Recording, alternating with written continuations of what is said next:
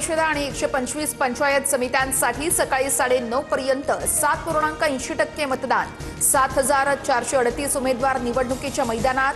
मतदानासाठी निवडणूक यंत्रणा सज्ज, पोलीस बंदोबस्तही तैनात। उपमुख्यमंत्री सुनेत्रा पवार यांनी आपल्या मतदानाचा हक्क बजावला। पार्थ पवार, युगेंद्र पवार यांचंही मतदान।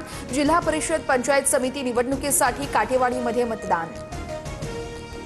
अकलूजच्या मतदान केंद्रावर लहान मुलाला ईव्हीएमचं बटन दाबायला लावलं। धैर्यशील मोहिते पाटील यांच्या चुलत भावाचा प्रताप, अर्जुन सिंह मोहिते पाटील यांच्या कृतीवर केंद्राध्यक्षांचा आक्षेप।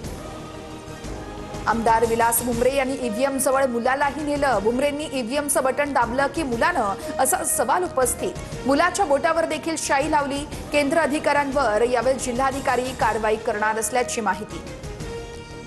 अलिबागमधील कावीर मतदान केंद्रावर ईव्हीएम मध्ये बिघाड। साताऱ्याच्या कराडमधील चचेगाव या ठिकाणी देखील, तर सोलापुरातील पाथर्डी मतदान केंद्रावरही मशीन बंद। चिपळूणमध्ये देखील मतदारांना मनस्ताप।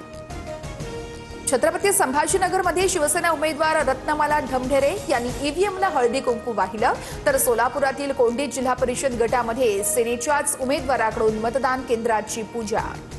पुण्याच्या आंबेठाण जिल्हा परिषद गटात एनसीपी उमेदवाराच्या पतीवर जीवघेणा हल्ला। हल्ल्यामध्ये शरद बुट्टे गंभीर जखमी। बुट्टे यांचा काही दिवसांपूर्वीच भाजपातून राष्ट्रवादीत प्रवेश।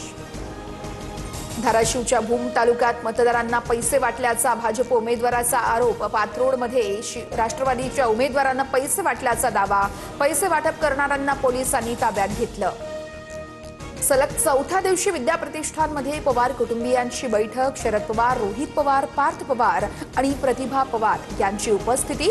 पार्थ पवार विद्या प्रतिष्ठानात विश्वस्त होण्याची शक्यता।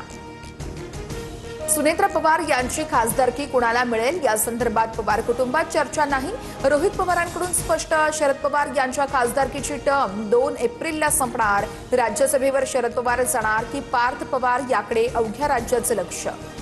अजित पवार यांच्या विमान अपघातासंदर्भात रोहित पवारांची 10 तारखेला पत्रकार परिषद, तर दोन्ही राष्ट्रवादींच्या विलीनीकरण चर्चेबाबत 12 फेब्रुवारीला बोलणार रोहित पवार यांची माहिती। अपघातग्रस्त विमानाच्या ब्लॅक बॉक्सच्या आधारे तपास सुरू आहे। अपघाताचा चौकशी अहवाल येईपर्यंत राजकारण नको, केंद्रीय नागरी उड्डाण राज्यमंत्री मुरलीधर मोहोळ यांचं आवाहन। मुंबई महापौर पदासाठी भाजपचा चेहरा ठरला। मुंबई अध्यक्ष अमित साटम यांच्याकडून रितू तावडे यांच्या नावाची घोषणा, तर शिवसेनेचे संजय घाडी मुंबईच्या उपमहापौर पदाचे उमेदवार।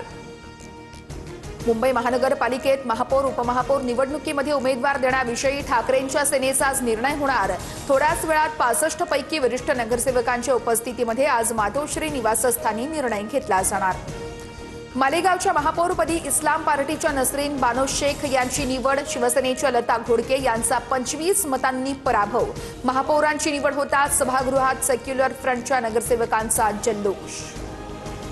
महाराष्ट्रातून राज्यसभेवर निवडून गेलेल्या 7 खासदारांची मुदत 2 एप्रिलला संपणार। विधानसभेतील महायुती आणि मवियाकडील पक्षीय बलाबल पाहता राज्यसभेची निवडणूक बिनविरोध होण्याची शक्यता। भाषा चालकांचा आज देशव्यापी बंद। ओला, उबर, रॅपिडोच्या मनमानी भाडे आकारणी विरोधात बंदची हाक। 11 लाख ॲप आधारित रिक्षांची प्रवासी सेवा कोलमडणार।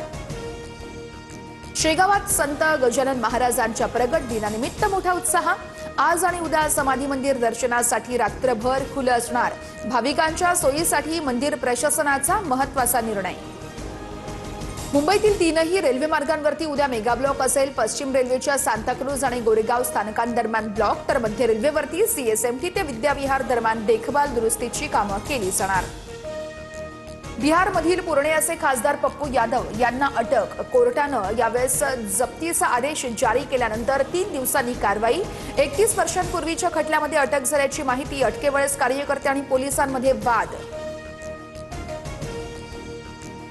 T20 विश्वचषक स्पर्धेला आजपासून सुरुवात। आज संध्याकाळी 7 वाजता भारताचा अमेरिकेसोबत सामना होणार। विजेतेपद राखण्यासाठी भारतीय संघ सज्ज।